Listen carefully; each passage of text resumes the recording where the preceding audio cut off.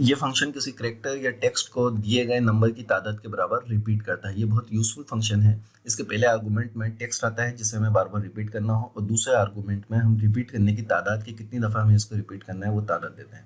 इसके बाद ये फंक्शन हमें दिए गए टेक्स्ट को हमारी दी गई तादाद के मुताबिक रिपीट करके हमें रिटर्न करता है। सबसे पहले यहाँ पे मैंने स्टार लिखा, यहाँ पे 5 टाइम लिखा, ठीक है। अब इसको मैं रेफरेंस में दे रहा हूँ, REPT रिपीट का फंक्शन हमने यहाँ पे यूज़ किया। A2 में हमने स्टार दिया हुआ है और B2 में हमने 5 टाइम दिया हुआ है, तो इसने हमें ये स्टार जो है 5 टाइम रिपीट करके दे दिया। इसी तरह यहाँ पे मैंने टेक्स्ट लिखा एक्सिल और इसको 3 टाइम यहाँ लिखा। फंक्शन के अंदर A3 में एक्सिल आ रहा है और B3 में 3 टाइम आ रहा है, तो इसने यहाँ पे मुझे एक्सिल 3 टाइम रिपीट करके दे दिया है।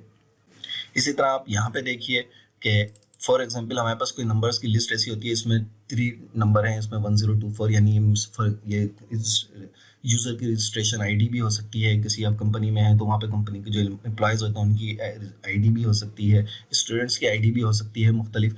लेकिन हम इसको सीरियल नंबर, इसको अगर सीरीज़ के साथ लिखना चाहें कि सब जो है वो 4 डिजिट या 5 डिजिट में आए, जैसे कि यहाँ पे आपको नज़र आ रहा है कि ये 3 नंबर है लेकिन यहाँ पे 6 डिजिट्स में आ रहे हैं। इसी तरह ये 4 नंबर 2 नंबर, लेकिन ये सब के सब 6 डिजिट्स के अंदर आ रहे हैं, ठीक है। तो यहाँ पे ये फंक्शन बहुत यूज़फुल होता है और उसको लिखने का तरीका यह है कि सबसे पहले हमने रिपीट लिखा, रिपीट के बाद हमने 0 लिया, ठीक है, कि हमें यहाँ पे 0 रिपीट करवाना है। कितनी दफ़ा लिखवाना है, तो यहाँ पे हमने 6 लिया कि 6 में से इसकी जो लेंथ A16 है, जो सेल है, उस सेल की ये लेंथ को ले रहा है, उसकी लेंथ, और फिर उसको 6 में से माइनस कर रहे हैं, तो जो वैल्यू बच रही है उसको, और उसके बाद इतनी दफ़ा ये 0 रिपीट कर रहा है, उसके बाद फिर A16 जितना है वो वापस वैसे को वैसे उसको रिटर्न करके यहाँ पे ऐड कर रहा है, ठीक है।